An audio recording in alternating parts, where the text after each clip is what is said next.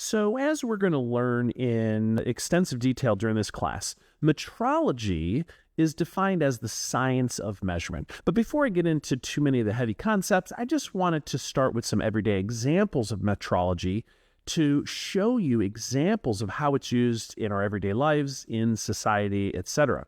So here is an antique scale used to weigh bulk fasteners in a hardware store. I don't know when this was made. It might be a reproduction, but this was very common, weighing out nails or bolts or screws in a hardware store.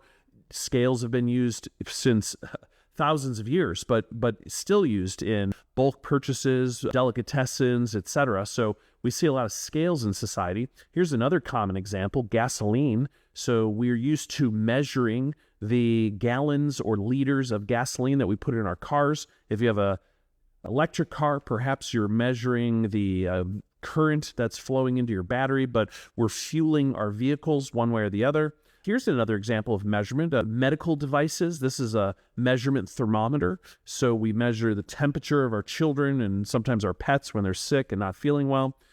And then if you are a handy person, woodworking, crafts, sewing, we measure raw materials to make cuts and to make crafts and to sew dresses and to make wall decor and whatnot.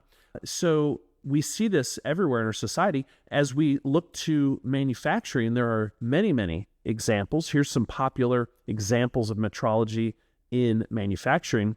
This is the stylus and probe, this ruby-tipped stylus, and then this head here is called a probe of a coordinate measuring machine, or a CMM.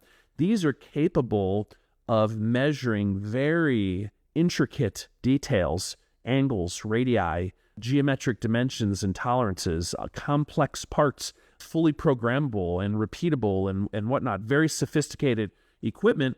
Certainly, if you're pursuing a career in quality, metrology, calibration, this is an excellent path to learning how to effectively use a coordinate measuring machine. Is a fabulous career path.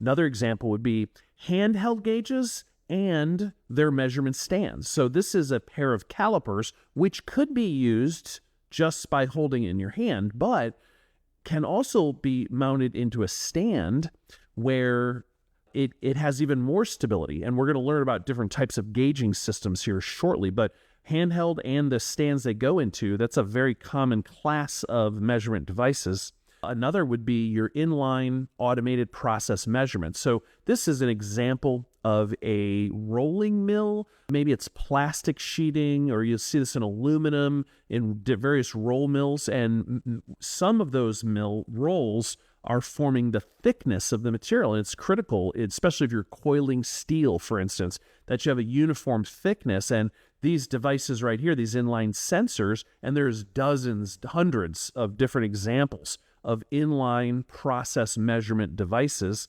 Another area of measurement would be custom gauges and fixtures. These are used for components that have shapes. Think of body panels in your car, or custom formed tubes that go inside your refrigerator door, or anything that has a particular shape that's kind of hard to define with just simple single dimensions like you would get out of devices like this. So this is a custom gauge, clamping, you set the piece in there. Sometimes there's some functional tests, pressures, vacuums, distances are being measured, etc. So the whole world of custom gauging is out there. And lastly, and there's more, but the mechanical and metallurgical lab testing, so much measurement that goes on here. So this lady is inserting a sample into a universal test machine where it will use hydraulic cylinders or mechanical force to pull a sample of brass or steel or aluminum, and it measures things like elongation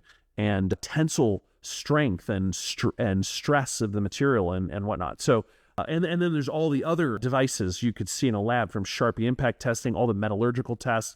Microscopes are used to measure different things. So metrology is everywhere. And whether you're working in manufacturing, and I'll talk about the types of metrology later, or working in, we'll call it in society, the legal aspects, the scales and the pumps, like at gas stations and stuff, there a lot of metrology, not just in, you might call it legal metrology, but also in manufacturing here. So most of this class, we're going to be talking about manufacturing metrology and calibration, but you can find it in other areas as well. So we're going to take a look at both here in a second.